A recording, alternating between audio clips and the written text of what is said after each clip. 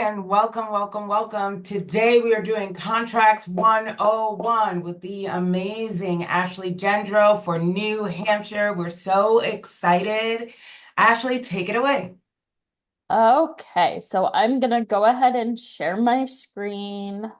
Allow Stop my Farah, I share. need to take over Sharon from you. Yep, Okay, can everybody see my screen?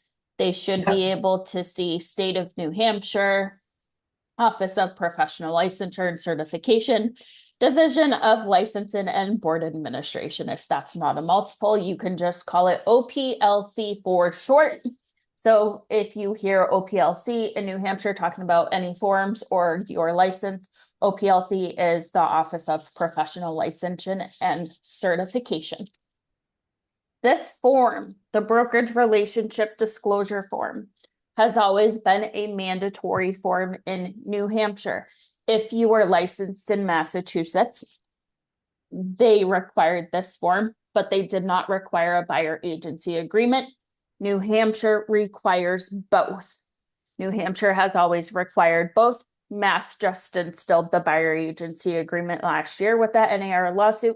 New Hampshire has always been a requirement. So if you are used to New Hampshire law, this should be, a review. If you are not used to New Hampshire law and you're just newly licensed, this will be a good class for you to watch. So this form must, must be presented at the first business meeting prior to any discussion of any confidential information with your potential buyer. What is confidential information? That could be what their max budget is, or it could be what earnest money they want to put down. Until you have this form signed and your customer becomes a client, then you can go ahead and talk about the financials, the earnest money deposit, the this, the that, the nitty gritty. But before they sign this form, when they are a customer, you cannot have any conversation related to any financials in regard to any potential transaction. So right now, when you first present this form to a potential client, they are considered a customer in the state of New Hampshire. Some states may consider them a consumer. New Hampshire calls them a customer. So as the customer, the licensee with whom you are working is not obligated to keep confidential information that you might share with him or her. The opposite, once they become a client, any confidential information that they share with you, that agent cannot go and share it with anyone else. So as we work further down, as a customer, you can expect a real estate licensee to provide the following customer level services. Disclose all material defects known by the licensee pertaining to the on-site physical condition of the real estate, to treat both the buyer, tenant, seller, and or landlord honestly, provide reasonable care and skill to account for all monies received from or on behalf of the buyer, tenant, or seller, landlord relating to the transaction, comply with all state, federal laws relating to brokerage activity, and to perform ministerial acts such as showing property, preparing and conveying offers, providing information, and administrative assistance. So once you have your client sign or your consumer sign this form, they become a client. I know I mix them up very often. It's very easy to do. So once they become a client, once they sign the bottom of this form, which we'll go down to in a little bit, you also have more layers that you owe your client. So the first layer being confidentiality, loyalty, disclosure, lawful obedience, promotion of the client's best interest. For seller landlord clients, that means that the agent will put the seller or the landlord's interest first and work on behalf of the seller or the landlord. If it's a buyer agent, it's the same thing. The agent is just working in the best interest of the buyer. Client level services also include advice, counsel, and assistance in negotiation.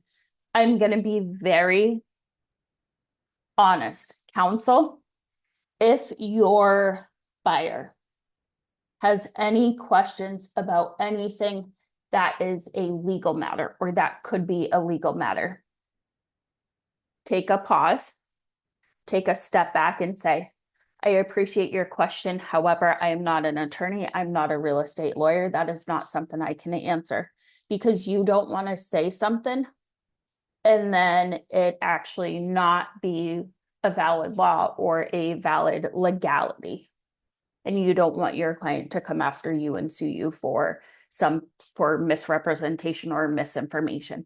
So I always advise on a side of caution with the word counsel. So the bottom of this page is where the consumer will print their name. If you are meeting face to face, you could always prep this ahead of time and type in their name and then just have them sign the form when you meet with them in person. You can obviously submit it through dotloop.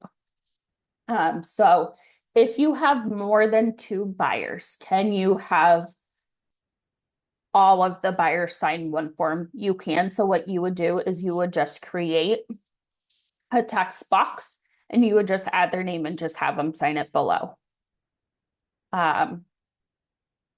This box right here, you would put in your name, your license number, and the date. New Hampshire also requires the name and the license number of their brokerage firm. In New Hampshire, this is very important. New Hampshire has licenses for each office. So at Lair Realty, we have 3 offices in New Hampshire. We have our Hampton Falls office, we have our Goffstown office, and we have our Belmont, New Hampshire office. Each office has its own license number. So if you are out of the Goffstown office number, you're going to want to put the license number for the Goffstown office. That can be found on Lair Agent Services, under the library, under important brokerage docs. And then I think it's MLS and license ID information, I think, is the title of the page where you can find all of that information. If you're having trouble finding it, you can email Happy Agent and we can send it. Just state which New Hampshire office you're looking for the office license number for. Because as I said, each office has its own license, whereas in Massachusetts, there's one license number that can cover all of the offices. New Hampshire does not do it that way.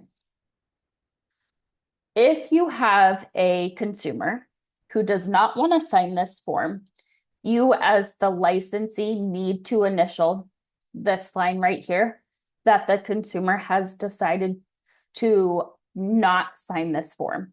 So if you have a consumer and you go over this form and they say, I just want to stay a customer, you do not have to owe them any of the duties or responsibilities or fiduciary duties for a client, because they're still a customer, because you have authorization from them that they declined to sign this form. If you are presenting this form and they have any questions on what's disclosed dual agency, what's a designated agent, what's a sub-agency, the second page of this form has all of those definitions in an easy to read format for your consumer or client. Are there any questions on the brokerage relationship disclosure form? Thanks, Ashley. Not that I see at the moment. Okay, perfect. I'm going to go ahead and I'm going to move on to the buyer agency agreement.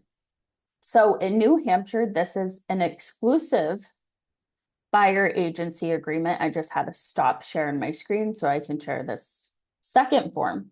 So this form is also mandated in New Hampshire. So this is the equivalent in Massachusetts, where up until last year, they did not require it. They only required the mandatory disclosure in Mass. New Hampshire has always required the brokerage relationship disclosure form, which we just went over, in conjunction with the buyer representation agreement or the designated agency agreement. So I'm going to go line by line, paragraph by paragraph. So in your first paragraph, the undersigned buyer, so the first box is going to be the buyer name. Anytime in New Hampshire, it refers to the word firm. that means the brokerage that you work for, whether it's Lair Realty, KW, Real, EXP. So anytime you see the word firm, you would put your firm name or your brokerage name. So if I was filling this out, so say Farah reached out to me, I want to buy a house in New Hampshire. I would put Farah's name here, Farah Belisario, save. You would put Lair Realty Partners here as the firm, the date of execution, so today, or if you were pre-filling this for an in-person meeting, say tomorrow or Sunday, you could put Sunday, or you could just leave the date blank and you could handwrite the date. So sometimes what I do is I will prep this. So if I'm meeting Farah for coffee tomorrow morning, I'll prep this and I'll download it and I'll print it. And then there will only be a little few things that will have to be filled out before I have the buyer wet sign it, and I wet sign it as well. And then even if you have wet signatures, you can scan it to yourself and upload it to Dotloop. That is perfectly acceptable as well. In New Hampshire, when you are going through the buyer agency agreement, the next part is for assisting the buyer in purchases, options, exchanges, lease, or trades of property described as. So the general description. So if you have somebody looking for, say, 3 bedrooms, 2 bathrooms, and a yard with a fence. Farah, what else would you want in a New Hampshire home? Would you want a garage for the cold winters? Yes, I want a 2-car garage, please. Okay, so 2-car garage. So if you have someone who wants specific items like that, you can put it in this box. Now, if you do run out of space on this box, the further down we go, there is more space that you can put those additional provisions in here, and we will go through that. The location. So Farah, if you had to move to cold, snowy New Hampshire from Florida, would you want to be on the seacoast? Would you want to be in southern New Hampshire? Like, what would be your, I guess, your preferred area? Would it be the Lakes region? Yes, I would like the Lakes region. Okay, so Lakes region. And then what I do, because the Lakes region is such a broad region in New Hampshire, I would say Meredith to no north of Tamworth, right? Because that's a very broad Lakes region. And then I would save that. So if you have somebody who wants to look in specific towns such as Derry, Londonderry, Salem, Pelham, you know, not really a specific region, but kind of specific towns, you could list out all of the towns. And then the price range. So for the price range, I always put their max. So price range of, so I go max of, say, Farah wants $575 for her max. I do max of $575. So that covers if we find something at $575 or if we find something at $450, we're still covered because of the max of $575. Or you could always do up to, right? Up to $575. That would work as well for a price range. So I always just use either max of or up to $575. Any questions on that first paragraph? None that I see yet in the chat. Perfect. Or in the question. Thank you. The next paragraph, paragraph number 2. Effect of exclusive buyer representation agreement. By employing firm as buyer's exclusive agent, buyer agrees to conduct all business and negotiations for a property through firm, meaning Lair or KW, the brokerage, and to refer to firm all inquiries received from real estate brokers, salespersons, prospective sellers, lessors, and or other sources during the time this assignment is in effect. Professional service fees are not set by law and are fully negotiable. Buyer agrees to pay firm a fee for professional service in the amount of, so the $sign, so the first box right here could be what's called a flat fee. So it could be $1,500, it could be $2,500, it could be $3,500, right? Or a percentage of the contract price. I never do a dollar amount, so I just put 00. Or you could always do N-A. You cannot leave a box blank. So it's either 0.00 or NA for not applicable. The standard in New Hampshire for percentages is 2.5. It depends. So you can always take less of a commission, but you can never take more. So if you put 2.5% in here, but Farah finds a house for 2%, you can ask Farah if she will make up that 0.5%, right? If she had the funds to. If not, if she didn't have those extra funds to make up that 0.5%, you could take the 2%. Now, if we did this agreement for 2.5% and she found a house that the co-broke was offering 3%, I could not get the 3%. I would have to stay with the 2.5%. You can take less, but you cannot take more. The next paragraph is a retainer. So I know some agents have their clients give them a retainer fee, whether it be $395 or $500 or $495. I don't do a retainer fee. I'm not an attorney. Do some people do it? So if the listing gets expired or just things are not working out between the seller and the listing agent, they can get some form of compensation. Again, I don't do a retainer fee. I put just zeros in that box. The further down we go this paragraph. So $0 to retain firm service during this period. This retainer is non-refundable and is earned when paid. In the event of a transaction by buyer under the terms of this agreement, the retainer fee will be applied as a credit against the total earned professional services fee due firm. Firm shall not receive compensation from any source that exceeds the professional services fee identified in this paragraph. So if you and your buyer agree for a retainer of $500, you cannot take $575 as a retainer fee from your buyer because that is not what this agreement says. If the seller's agent is authorized to disperse a portion of the professional services fee to firm, that portion shall be credited against the buyer's obligation to compensate the firm. Buyer shall be obligated to pay any difference between the amount due and the amount paid, if any, by the seller and or seller's agent. Buyer understands and agrees that seller has no legal obligation to pay any or all of the professional services fee set forth in this agreement. Buyer understands and agrees that the professional services fee payable by buyer to firm under this agreement shall be deemed earned by firm and payable upon buyer's purchase, option, exchange, lease, or trade of any property, whether or not firm was involved in the transaction.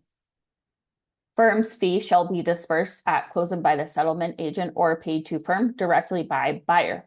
Buyer will also pay the fee of firm if buyer or any other person or entity acting on buyer's behalf purchases any property where 1, an agreement to purchase the property was entered into within X amount of months.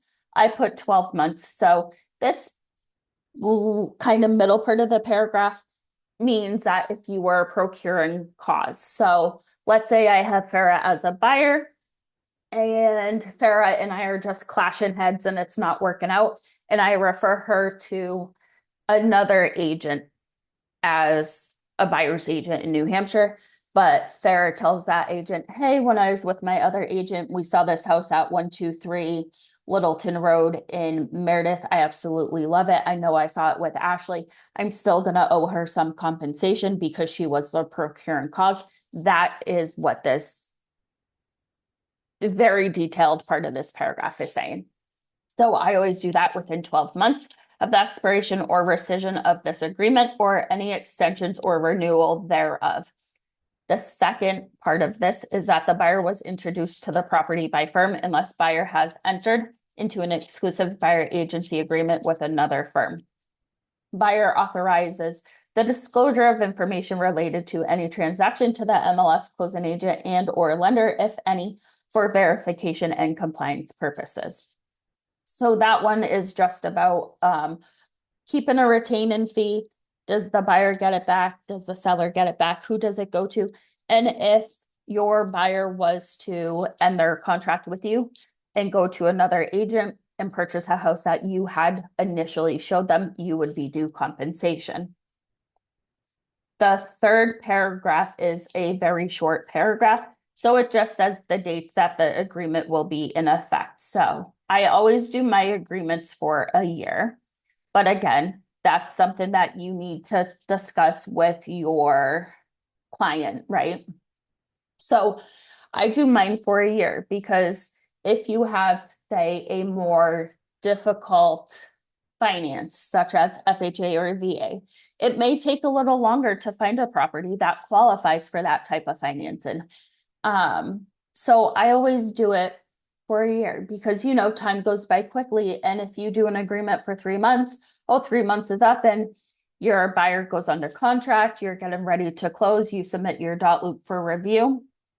But then your buyer agency agreement is expired. So you're going to have your buyer fill out a new one. So I always just do it for an extended period of time. And then if they close within that time period, great. We don't need to worry about doing any other paperwork, but you need to do what works for you and your business. This is just what I found that was easiest for me because I started doing my buyer agency contracts for 3 months. And then we just got so busy looking at properties and we forgot that, you know, we had to update this. Could you put a calendar reminder in there? Update buyer agency with Farah Belisario. 3 months is up. You could. You most certainly could do that. So again, whatever works for you. The fourth paragraph is the buyer's obligation. Buyer will cooperate with firm by providing all information necessary to evaluate buyer's needs and qualifications, including personal financial information, cooperation and schedule and appointments for showing, and by notifying other licensees at first contact that the buyer is being exclusively represented by the firm. Paragraph 5. Designated agencies. So at Lyra in New Hampshire, we practice designated agency. So this agreement does refer to the firm, but paragraph 5, as we go through this is where you're going to put your name as the designated agent. So designated agency, firm practices designated agency. This means that the buyer will be appointed a specific agent or agents. So if you're on a team such as the Pereira Paquette team, you could either be dealing with Brian or Diana, just as an example. Both of their names would be put in this line. Who will represent buyer in this transaction and who will owe buyer the fiduciary duties of loyalty, obedience, disclosure, confidentiality, reasonable care, diligence, and accounting. Only the buyer's designated agents will represent the buyer. All other agents in the firm will not represent the buyer and may represent a potential seller. By signing this agreement, buyer consents to designated agency and the appointment of. So this is just saying that Farah agrees to the appointment of me, Ashley Gendro, being her designated buyer's agent. Designated agents will utilize professional knowledge to make a good faith effort to locate available real property as described by buyer in the property description above. So what they mean by that is everything that you did for the description and the location in paragraph 1 is what they are referencing in this paragraph down below. Designated agent or agents will assist buyer throughout the transaction and will act at all times in the buyer's best interest. At time of this initial contact, agents or agent shall inform all prospective sellers and their agents with whom agent has contract in connection with this agreement that agent is acting on behalf of a buyer principal as required by REA 701.01B of the New Hampshire Real Estate Commission regulations. Are there any questions on the designated agency paragraph? Because I know sometimes it can be confusing and sometimes people will put the brokerage name here instead of up here and they will put their name as the firm, but it's the reverse. So your firm name goes up here or your brokerage name and your name as a designated agency, as the designated agent, not agency, goes in paragraph 5. Thank you. Yeah, nobody has their hand up at the moment. Perfect. Thank you. Scope of services. Buyer acknowledges that firm is being retained solely as a real estate agent and not as an attorney, not as a tax advisor, not as a lender, not as an appraiser, a surveyor, home inspector, structural engineer, or other professional service provider. Buyer has been advised to seek professional advice concerning the condition of the property, legal and tax matters, as I mentioned earlier. It is understood and agreed by buyer that firm may provide names of service providers or products as one of a number of choices available to the buyer. Firm shall not be liable for any action, inaction, failure, negligence, error, or omission of a service provider or product. So your buyers or buyer, how many ever buyers you have will sign this, and then the firm will sign it as well. But in this case, you as a designated agent can sign it on behalf of the firm. Paragraph 7. This is where it talks about disclosed dual agency. So at Lair, we do practice dual disclosed agency. New Hampshire has an option where the buyers can consent to dual disclosed agency or not. They also have a paragraph that the firm does not practice dual disclosed agency. What this means is if I had a listing and say Lisa was the seller and I was representing Lisa as the selling agent or listing agent, and Farah was also my buyer, and Farah was interested in that property. If my seller, because on the listing agreement, they have a similar paragraph where they consent or do not consent. So if neither party consents to dual disclosed agency, I would either need to refer my listing to another agent or refer my buyer to another agent. Now, if Lisa and Farah both agreed to dual disclosed agency, I could represent both parties in the same transaction as the buyer and the seller. If they do not agree to it, I cannot represent both of them. If one of them agrees to it and one of them does not, you still cannot be a dual agency. You need to have written consent from both parties. That means any seller and any buyer. So if you have two sellers, one seller agrees, one seller does not, next, you cannot do dual disclosed agency. Same thing if you have one buyer that consents, one buyer that does not, you cannot do dual disclosed agency because everybody needs to consent to it writtenly. And that's paragraph 7. Other buyers, so paragraph 8, other potential buyers may be interested in the same properties as buyer. It is agreed that the firm may represent those buyers, whether such representation may arise prior to, during, or after the end of this agreement. In such a situation, firm will not disclose to either buyer the terms of the other's offer. However, seller or seller's representative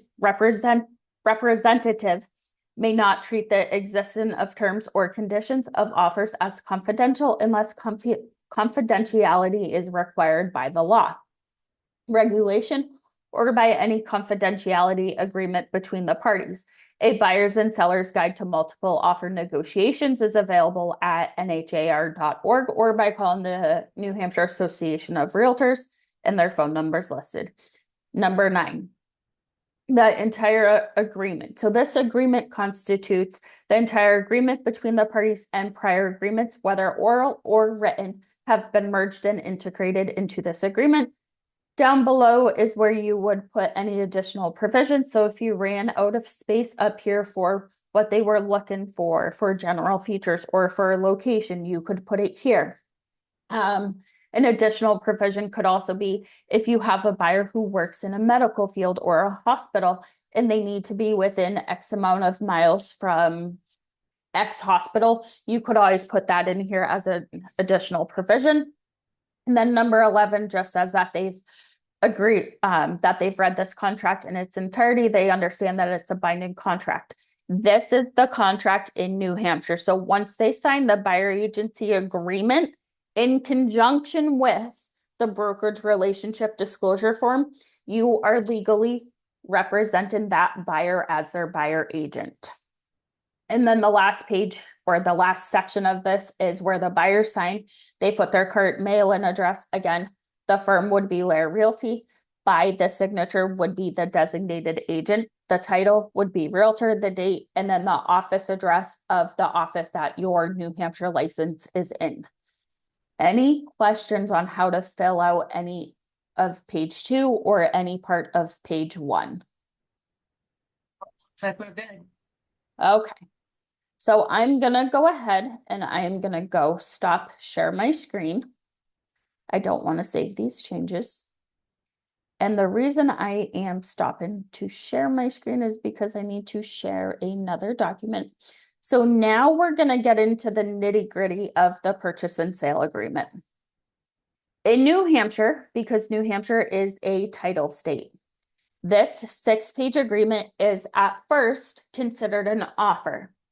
Once you submit your offer to the listing agent and she calls you and says, hey, the sellers are accepting your offer, once they sign all 6 pages and the effective date is filled out, this then becomes your purchase and sale agreement. New Hampshire is not an attorney state like Massachusetts, where you submit an offer and then the attorneys figure out the purchase and sale agreement. This document then becomes your purchase and sale agreement in New Hampshire. Be very mindful that the effective date should be filled out at the same time that the sellers sign this. So the effective date should be filled out when you receive it back from the listing agent. If the effective date is not listed, just politely call the listing agent or respond to their email with the fully executed offer that they sent you and just say, hey, I noticed that the effective date is not filled out. Can you please fill it out? And that's going to be important as we get down the offer. And that's why I'm mentioning that, because I have had listing agents that have forgotten to fill it out. And, I just tell them, hey, for legality purposes, compliance purposes, I noticed the effective date is not filled out. Can you please fill it out? And they fill it out and send it back.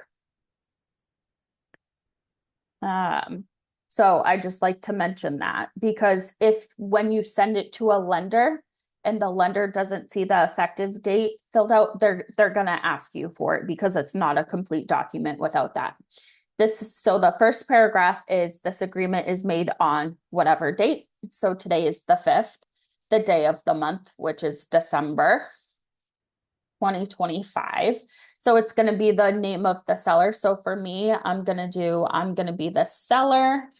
We are going to do 123 Main Street, the town. So I'm just going through and filling out the boxes. New Hampshire 03109.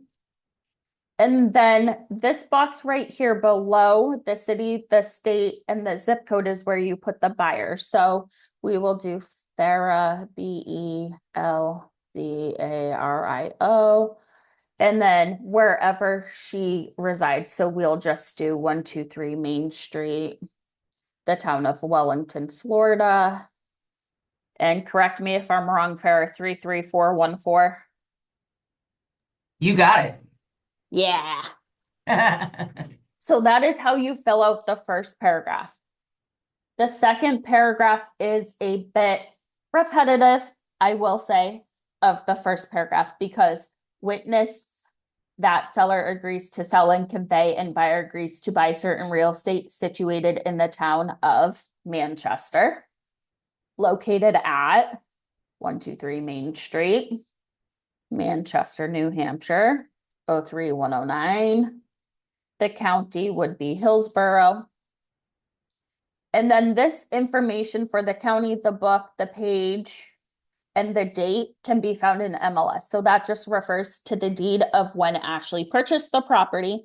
So we'll do book, let's just say 900. We'll do page 1212. If you cannot find this, or if it's not in MLS, you can always call a title company and ask them, or you can always go to the registry, the county registry, and you can always find it that way. And then the date that she purchased the property. So we'll do 12/02, say 2023, for example.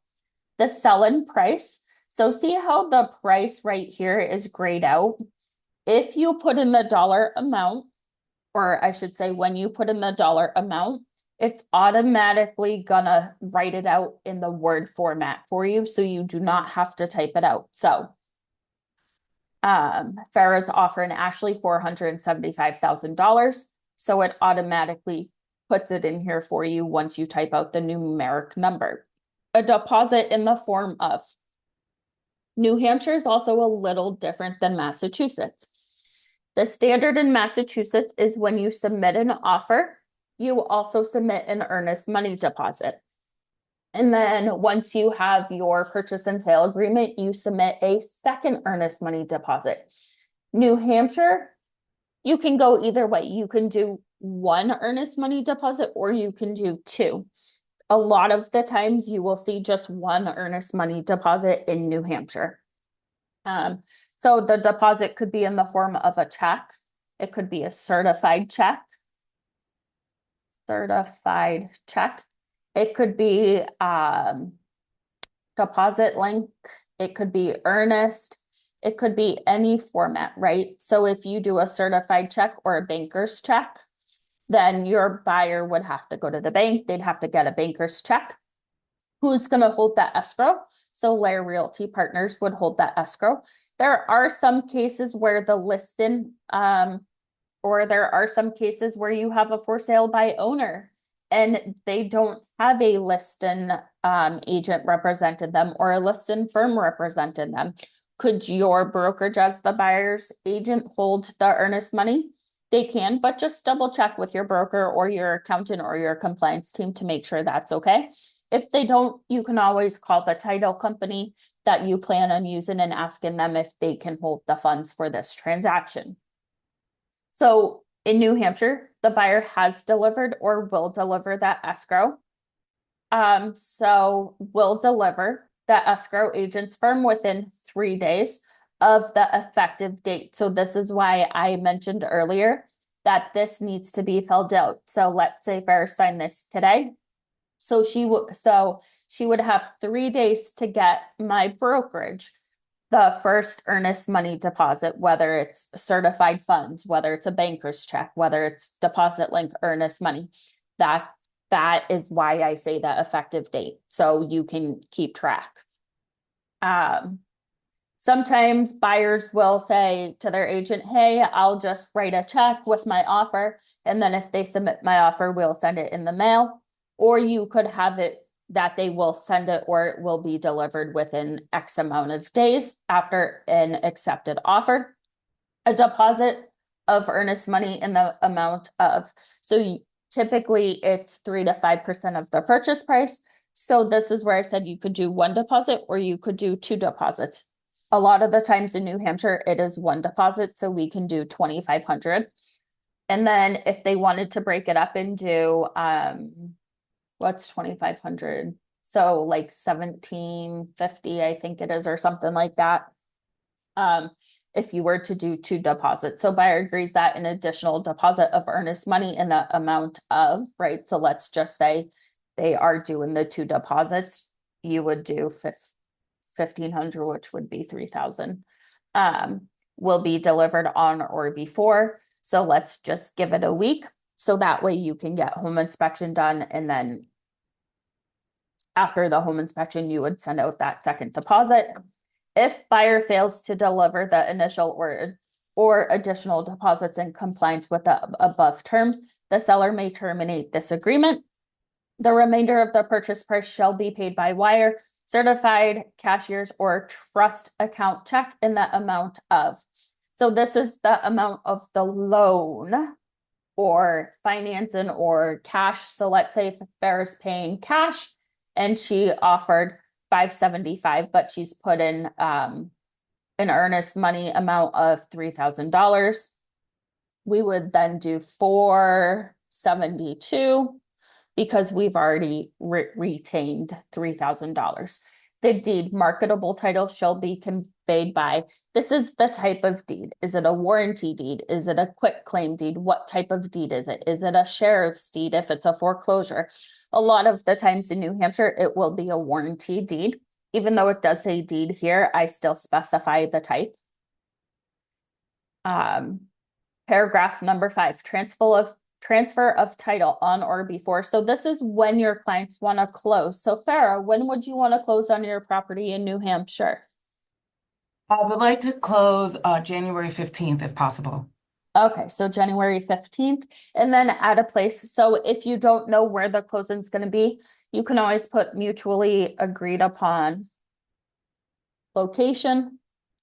And then I always say title work. I always put the title company that is going to perform the title work. Title to be performed. It's not required to put this, but I do. Title to be performed by Coast to Coast Closings. Yes, I use them. Possession full. So that's just when you're going to close, where you're going to close, you know, whether it be the title office or a brokerage or the property itself. Number 6. So that's why I do mutual agreed upon location, because sometimes the buyers might not know where they want to close. The seller might not know where they want to close. So that's why I do a mutually agreed upon location. Number 6, possession. Full possession and occupancy of premises with all keys shall be given upon the transfer of title fee of all tenants, occupants, personal property, and encumbrances, except as herein stated. Said premises to be then in the same condition in which they now are. Reasonable wear and tear expected. Seller agrees that the premises will be delivered to buyer free of all debris and in broom clean condition. Exceptions. So this is if they excluded something, you could put it as an exception. So for paragraph 6, what I do, I always put as seen at showing on whatever day they saw the property. So if it's tomorrow, 12/6, and listed in MLS, and then the MLS ID number. So 5657757, right? And then the buyer reserves the right to a walkthrough inspection upon reasonable notice to seller's real estate firm within blank hours prior to the time of closing. So I always try to do final walkthrough within 24 hours of closing. Sometimes it's the morning of closing, or sometimes it's right before closing, but I try to give the sellers a reasonable amount of time to pack up all of their stuff and move it out in time for my buyers to close and be able to move in upon completing the closing of their purchase. Representation. Number 7, the undersigned seller and buyer acknowledge the roles of the agent as follows. So this is where you would put the seller agent. So I'm going to put myself as a selling agent. The brokerage that they work at. If you were representing both the buyer and the seller, this is where you would check disclose dual agent and see how it has an asterisk. It's referring to this paragraph right here, that if you are acting as a disclosed dual agent, the seller and the buyer have previous knowledge of written consent of a dual agency. And then the buyer agent will do Sergio and CISO as the buyer agent, even though he's not licensed for the purpose of this call, we are. And he also works at Lair. But because I am representing Farah as a designated buyer's agent, and Sergio works at Lair Realty as well, Sergio's not representing both parties, nor am I. Sergio's representing the sellers. Ashley's representing Farah, so there is no dual disclosed agency involved in this because it's designated agency. Does anyone have any questions on that before I move on?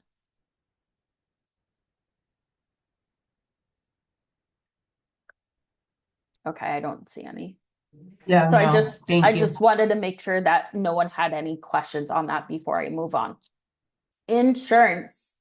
Paragraph number 8, the buildings on said premises shall until full performance of this agreement be kept insured against fire and other extended casualty risk by the seller. In case of loss, all sums recoverable from said insurance shall be paid or assigned on transfer of title to buyer unless the premises shall previously have been restored to their former condition by seller or at the option of buyer.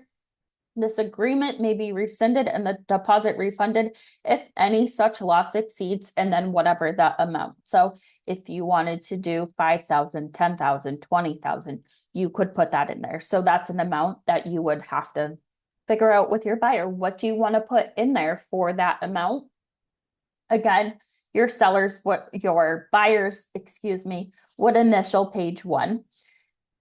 Moving on to the second page, you have the title. So if upon examination of the title and it's found it's not marketable, the seller should have a reasonable time to not exceed 30 days from the date of notification of defect unless otherwise agreed to in writing. So New Hampshire is very strict. So anytime there's any changes to any purchase and sale agreement that is fully executed, whether it be, the appraisal came back and it's a lower than the offer price and both parties have agreed to lower the price to the appraised price, you would fill out an addendum, which I'll just go over briefly once I'm done going over the purchase and sale. So basically what number 9 says is that the seller has time to fix any title issues that the title company perform in the title search for the buyer's find. And then if the seller agrees to make a good faith effort to correct the title defect within the 30-day period, as described above, the cost of the examination of the title shall be borne by the buyer. So that's, who pays for it is pretty much what that paragraph says. Any prorations, so taxes, any condo fees, any oil that's remaining in the tank, any water bill, any sewer bill. You're not going to have that information offhand.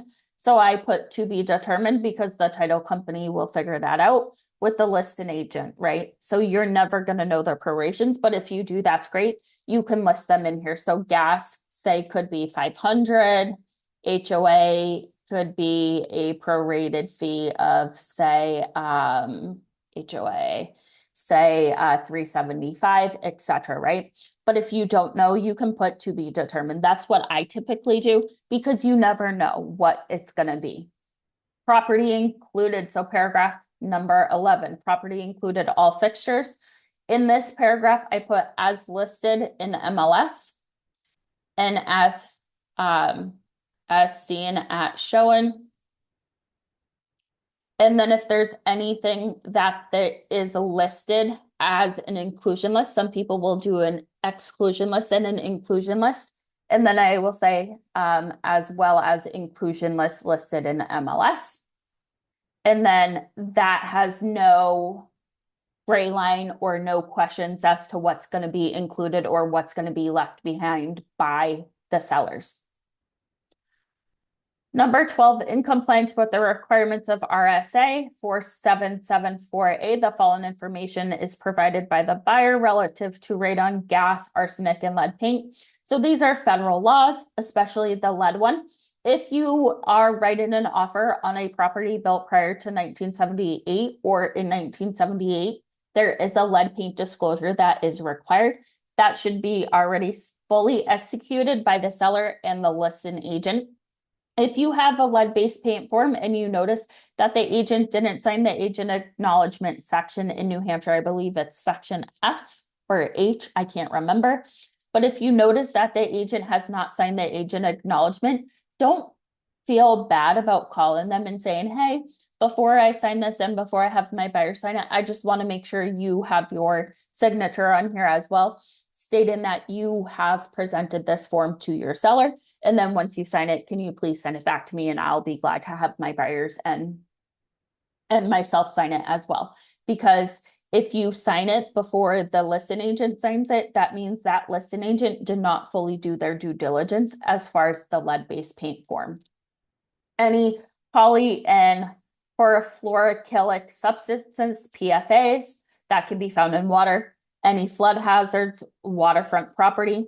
So in New Hampshire, it's important to understand on paragraph 13 that if you have a waterfront property, the buyer is responsible to obtain a septic inspection if there is 250 feet or less of water frontage. This responsibility used to be on the seller to perform the septic inspection on waterfront. Last year, the state of New Hampshire changed it. it is now the responsibility of the buyer. Is it an additional home inspection on top of home inspection? Yes, it very well can be. Paragraph 14, the buyer acknowledges prior receipt of seller's property disclosure form and signifies by initial in here. So in New Hampshire, another caveat to New Hampshire that Mass does not require is New Hampshire requires the sellers to fill out a seller's property disclosure. So I always present those to my buyers before we go see a property. So if they have any questions or I have any questions for the listing agent, we can get those questions answered before our showing. So at our showing, we can discuss what issues or questions we may have. Your buyer does need to initial their inspections. In New Hampshire, because your offer becomes your purchase and sale, they have this giant paragraph that lays out what inspections does the buyer want? From general building to sewage to water to radon air to radon water. And then it says yes or no. So if your buyer does not want a general building inspection, you would click no, but they want a sewer and they want water quality, you would say yes. So we're going to do yes, we're going to do no, no, no. Sometimes people will do radon and then within how many days? So within days, it is how many days of the effective date of the offer. So back up here. So I always do this within 10 days of the effective date of the offer. So that allows us time to get the home inspection scheduled, time for the home inspection, and then time for my buyer to receive the report and for my buyer to go over the report for me and for us to come up with a game plan as to, do we want to request any repairs or do we want to request any money back or do we want to renegotiate the price? So I always give myself ample time. Lead paint, paste, hazardous waste, any other inspections that you want. So if you're not sure of the structural integrity of a property, you could certainly put in here that you're going to have a structural engineer come in and do a structural engineer report on the property, again, within 10 days, right? So you always want to make sure that these boxes are either checked yes or no. If they are checked yes, you need to put a number of days. If you check no, you do not have to put within 10 days because you're not doing that type of inspection. The next part of this home inspection paragraph is the use of the days is intended to mean calendar days from the effective date of this agreement. Time is of the essence in observance with all deadlines set forth within this paragraph. All inspections will be done by a licensed home inspector or other professionals normally engaged in the business to be chosen and paid for by the buyer. If the buyer does not notify the seller in writing that the results of the inspection are unsatisfactory within the time period set forth as above, right here, right, with the type of inspection, the contingency is waived by the buyer. If the results of any inspection specified herein reveal significant issues or defects which were not previously disclosed to buyer, then the buyer has different options. They shall have the option at buyer's sole discretion to terminate the agreement, and all deposits shall be returned to the buyer in accordance with the New Hampshire Real Estate Act 331A13. Or if the buyer elects to notify the seller in writing of the unsatisfactory conditions, then one of two things can happen. The seller and the buyer can reach an agreement in writing on the method of repair or remedy of the unsatisfactory conditions. If the seller elects to not repair or remedy the unsatisfactory conditions, the buyer may release the home inspection contingency and accept the property as is.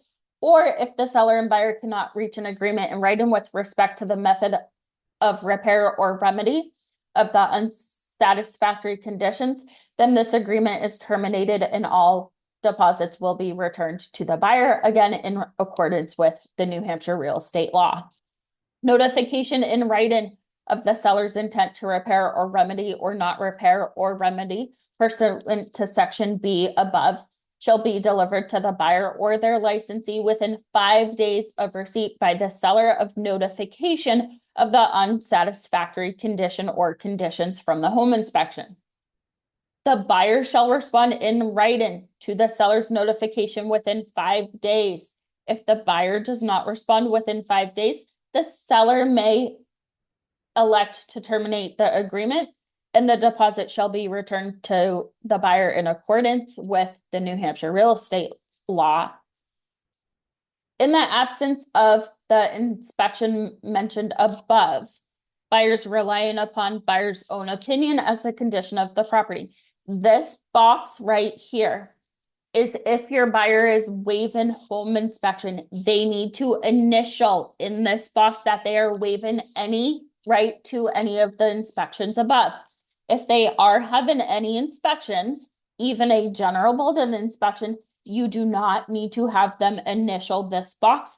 You can delete their initials, Control-Shift-Delete, or you can just not put anything in there and it will not ask them to sign that box. This box is only if they are waiving any inspections. Due diligence. So this is also going to ask, do they want to have time to review the covenants of record? Do they want to have time to review any easements of record or the deed? Any park rules or regulations if it's a mobile home or if it's a condo and they have regulations. Condominium documentation. So that could be bylaws, that could be what the HOA fees are, that could be the condo rider disclosure from the MLS that says who the property management company is, what the HOA fee covers, how much is the HOA fee per month, quarterly. If it's in a co-op or a planned unit development or any association documents related to a subdivision or an HOA in a condo association.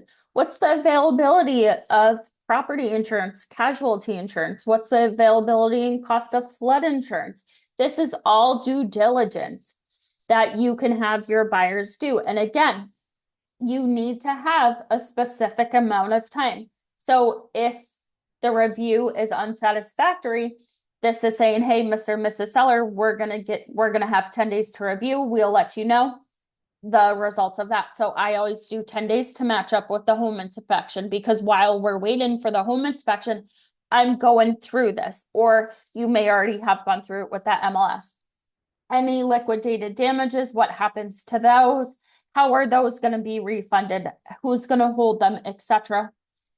Number 18, prior statements. Any verbal representation, statements, and agreements are not valid unless contained herein. This agreement completely expresses the obligation of the parties.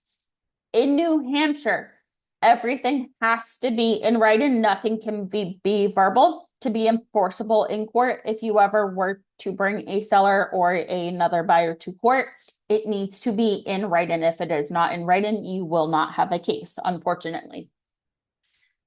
Section 19 is financing. Is it contingent upon financing? What's the amount of the loan? What's the term of the loan? What are the years of the loan? What's the rate? What's the mortgage type? So if it's conventional, FHA, VA, 30 years, 15 years, 20 years, the amount.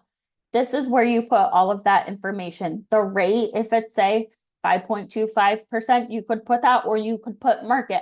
I typically put market because from day to day until the loan officer locks your client's interest rate, it's going to fluctuate, so you're not going to know.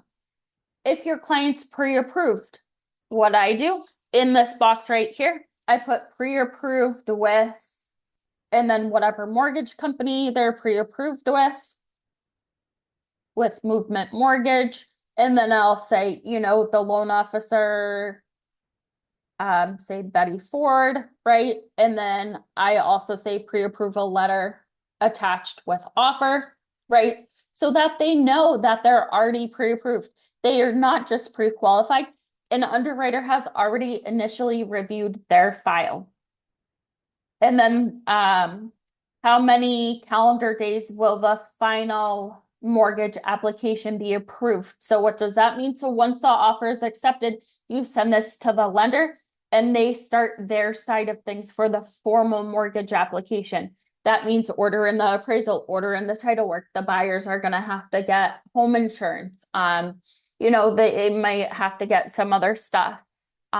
So that is what this paragraph says, that they will do a formal application. and they will start the formal application process.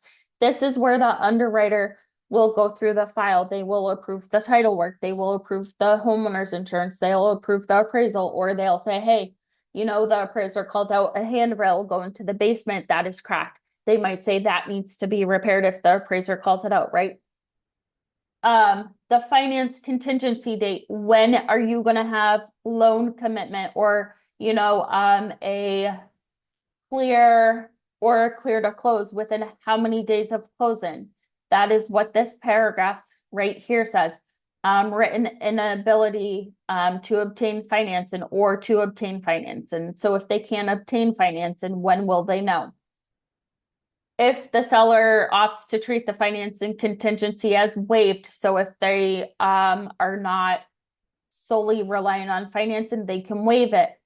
There is a wire fraud alert paragraph that the sellers and the buyer sign, just to, mention wire fraud with everything that's going on nowadays. We want to make sure that the buyers and the sellers are personally calling the title company, the lender, or any other institution that they're going to be wiring from funds to and from, so it's not lost anywhere, or they don't lose, say, $50,000 because they sent it to an account number that they thought was, a real bank, but it ended up being a scam. So they always just want to make sure that they're calling and verifying with the proper people. Any additional provisions. So if you have a concern about the appraisal, you could put as an additional provision, property to appraise at or above purchase price. And what this allows of, say, 475, right? So what this will allow us to do is, if the appraisal comes back at, say, 450, this will allow us to rate property to appraise at or above the purchase price of 475. If the price is lower, all parties have a right to renegotiate, right? You can put that in here as to renegotiate. I completely spelled negotiate wrong. Renegotiate purchase price, right? Because if you don't put anything, then it's going to be expected that your buyers are going to cover the appraisal gap, or you can say appraisal gap, or any appraisal gaps to be covered, any appraisal gaps to be covered by buyer, right? Or you could put an amount on there. If you had a cap on a home inspection, so what I've been doing lately is I've started to do satisfactory home inspection, unless, right, with a cap of, say, $5,000. So what this means is I'm not going to go after the sellers for an outlet that's bad or a light bulb that's bad, right? I'm going to go for the more pricier things. Say a water heater, say maybe a furnace or something, right? Satisfactory home inspection with a cap of $5,000 unless a health or safety hazard, right? Or a safety hazard. So if it is a health hazard such as mold, or a safety hazard such as the rail to the basement not being installed properly or being cracked, that's going to allow us to go back to the sellers, even though it's going to be, maybe a $25 fix. This is going to cover us because it is a safety or a health hazard that they will fix that doesn't meet that threshold. Any concessions. So if you have a buyer who needs, say, 2.5% of their closing costs covered, this is where you would ask the seller to pay that 2.5% or that 4% if it's a VA loan and they need their closing cost coverage. That's where you would put the concessions, your professional fee. This is where you would say seller selling brokerage to pay 2%, 2.5%. Whatever amount you have in your buyer agency agreement from the second form that we did, you can put that in here. Or if the buyers, not buyers, excuse me, or if the listing agent has already told you, hey, the sellers are offering 2.5% compensation, I I know I told you, but if you submit an offer and you want to put it in there just to have it in writing, that is fine. That is what I recommend doing. I always put it in writing, even if I've already been informed from the listing agent.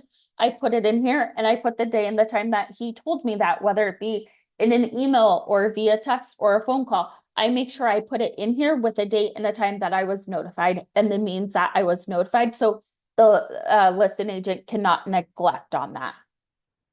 Any addenda, so if there's any addendas attached, yes or no. If there are addendas attached, then you would say yes. You would say what the addenda was. You would have your seller sign or buyer sign page 5. And then page 6 is choice of law and venue. So the buyers can use who they prefer for a title company. They can use an attorney. However, if they use an attorney who's a licensed real estate and attorney in Massachusetts, they need to be what is called a title agent in New Hampshire. If they are not listed as a title agent in New Hampshire, they cannot perform your title work for New Hampshire because New Hampshire is a title state. So you need to have a reputable and licensed title company or title agency perform your title work in New Hampshire. So Coast to Coast, for example, is licensed in Massachusetts, but they are a licensed title agent in New Hampshire, so they can perform closings in both New Hampshire and Massachusetts, as well as Maine and Florida. The effective date / notice. So this is an important paragraph. So any notice, communication, or document delivery requirements in this agreement may be satisfied by providing the required notice, communication, or documentation to the party or their licensee. All notices and communications must be in writing to be binding, except for withdrawals of offers or counteroffers. This agreement is a binding contract when signed and all changes initiated. And all changes initialed by both buyer and seller, and when that fact has been communicated in writing, which shall be the effective date. Licensee is authorized to fill in the effective date on page 1 hereof. So back to the top on page 1, like I mentioned, this effective date needs to be filled out. If it is not, an automatic send back. Before I even send it to the lender, I'm sending it back to the listing agent to say, hey, you forgot to fill this out, please fill it out per paragraph 23, right? You can even mention per paragraph 23 in the purchase and sales agreement, it says that you are to fill out the effective date. The use of days is intended to mean calendar days from the effective date of this agreement.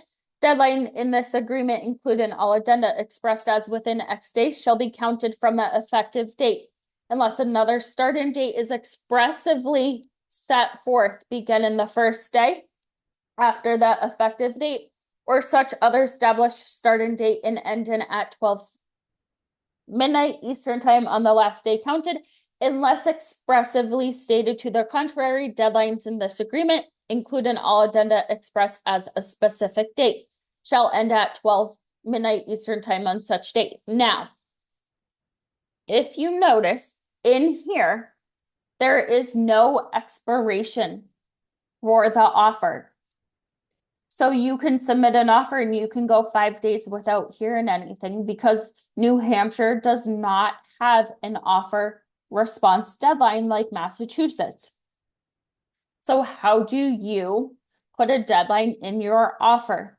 Under the additional provisions, I always say this offer shall expire on, so let's say I'm submitting this offer by 1:30 and I know Fair's going to sign it. I'm going to have it over to the listing agent by 1:30. I'll say this offer shall expire on 12/6/2026 at 1 p.m. So I try to give the sellers 24 hours.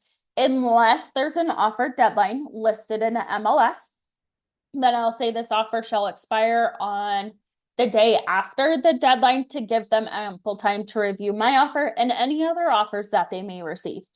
If you're submitting an offer on, say, an extended weekend, so let's say it's Friday of President's Day, some people get away for a couple days, I might extend, right, until Monday at noon. Just because if they're away, they might have no good cell service, especially if they go snowmobile in northern New Hampshire during that weekend. The cell service isn't always the greatest, so sometimes it could be hard to reach them, right? Um, so I always ask the listing agent, I'll call them and say, hey, I'm putting together an offer. Is there anything that would make the offer more attractable to the sellers, like a quick close? Is there anything, what's their preferred close date? Do they have a preferred close date? Stuff like that you might want to put in your offer as well.